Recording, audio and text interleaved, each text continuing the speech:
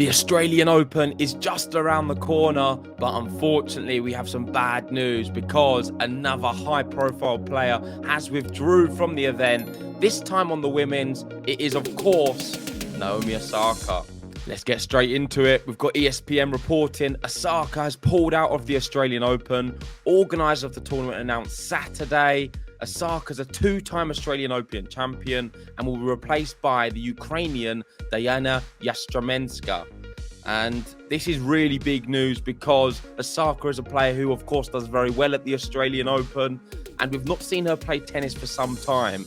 We've seen her in the hot chair answering questions regarding her career, regarding her playing tennis, regarding her new book, some of the things she's doing outside of the court. But we are yet to see her actually play on a tennis court where we all want to see her because she's an awesome tennis player when she is firing and wants to be playing tennis. The other big part of this news is she hasn't actually given a reason as to why she has withdrawn from the event. So we don't know why it is, but you'd have to think it probably is to do with her mental health, which you've got to applaud her that she's making the right decision. I would much rather her withdraw from the event rather than entering and then withdrawing halfway through because she is struggling to cope with the mental pressures of being on a tennis court. So you've got to applaud her for the bravery of doing it before. Shout out to Naomi Osaka, of course, because it must be very difficult for her knowing how much talent she has and not being able to show it to the world stage.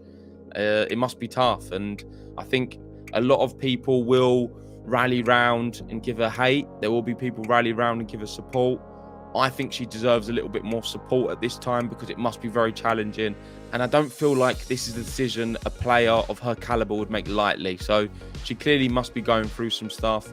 And yeah, I wish her well.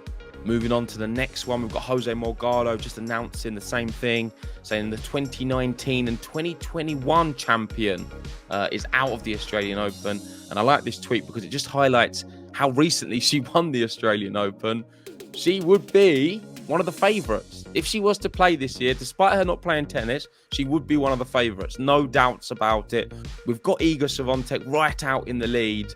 There's not many people close to her. Osaka on her day is someone who you can be close to her and who could beat an Iga. So it is a massive loss for the tournament. And of course, it is only 35 hours after the Alcaraz withdrawal, which is another big loss. The world number one on the men's side.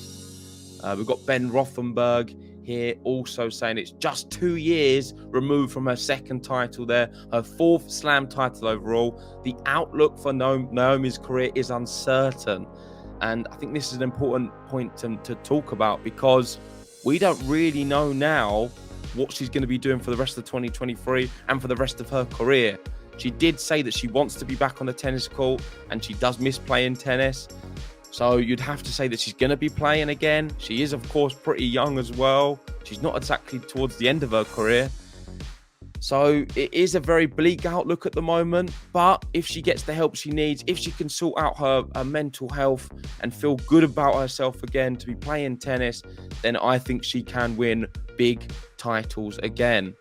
And the final tweet I have is really just some of the crazy stats regarding the Australian Open on the women's side. So if you are to win the Australian Open, of course on the women's side, not the men's, this is what happens afterwards. So we've got, let's go back to 2013, Azarenka. She's probably the one who's still doing all right because she's still playing tennis and she's ranked 26 in the world. I know she just won an event as well. So Azarenka is an exception to the rule, but we've got Lee retired, Serena retired, Kerber, she's out, she's pregnant, Serena retired, Wozniacki retired, Osaka out, Kenin, you could probably say out. I know she says in there, but she's not in for me. She's just not on form at all and struggling big time. Ranked 227 in the world at the moment. Osaka, of course, out, Barty retired. So listen, the 2023 champion hopefully doesn't follow the same path. We don't want Iga to win it and then retire or something crazy. But yeah, I just thought I would share that because it is an interesting statistic.